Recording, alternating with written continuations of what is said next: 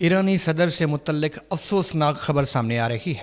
اللہ خیر کرے، کیونکہ ایرانی صدر ایرانی قوم کی امید ہے۔ کچھ لوگ سوشل میڈیا پر غلط خبریں بھی چلا رہے ہیں کہ وہ چل بسے ہیں، لیکن اس سے متعلق ایرانی سرکاری میڈیا نے کوئی وضاحت نہیں دی۔ بی بی سی بتا رہا ہے کہ ایران کے سرکاری میڈیا کے مطابق ایرانی صدر ابراہیم رائسی کے قافلے میں شامل ایک ہیلی کاپٹر کو صوبہ مشرقی آذربائیجان کے علاقہ جلفا میں حادثہ پیش آیا ہے۔ ایرانی وزیر داخلہ احمد واحدی کے مطابق متعدد ریسکیو ٹیمیں ہیلی کاپٹر کی تلاش کر رہی ہیں اور جائے حادثہ تک پہنچنے میں وقت لگے گا۔ ایرانی صدر اتوار کی صبح مشرقی آذربائیجان کے دورے پر گئے تھے، جہاں انہوں نے آذربائیجان اور ایران کی سرحد پر آذربائیجان کے صدر کے ساتھ مل کر ایک ڈیم کا افتتاح بھی کیا تھا۔ کیونکہ ایران اور اسرائیل کے درمیان آج کل تنازعات چل رہے ہیں، ایرانی صدر کا ہیلی کاپٹر اس طرح سے گم ہو جانا، یعنی غائب ہو جانا، حادثے کا شکار ہو جانا، یہ عالمی میڈیا کے لیے بہت بڑی خبر ہے۔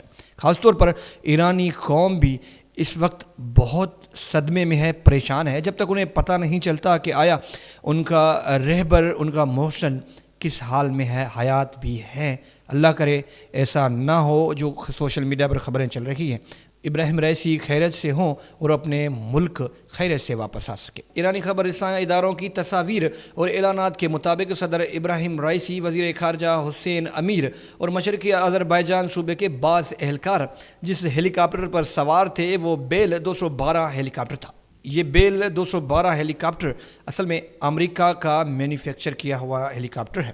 یہ تصویر آپ کو جو میں دکھا رہا ہوں، یہ صدر ابراہیم رائسی کی ہیلی کاپٹر پر سوار ہونے سے قبل کی تصویر ہے، جو ایک عالمی خبر رساں ادارے نے جاری کی ہے۔ اس کے بعد بتایا جا رہا ہے کہ مبینہ طور پر یہ ہیلی کاپٹر حادثے کا شکار ہوا ہے۔ البتہ ایرانی میڈیا نے اس خبر کی تردید کی ہے۔ انہوں نے کہا ہے کہ اس حوالے سے ابھی تفتیش ہو رہی ہے، مطلب وہ جاننے کی کوشش کر رہے ہیں۔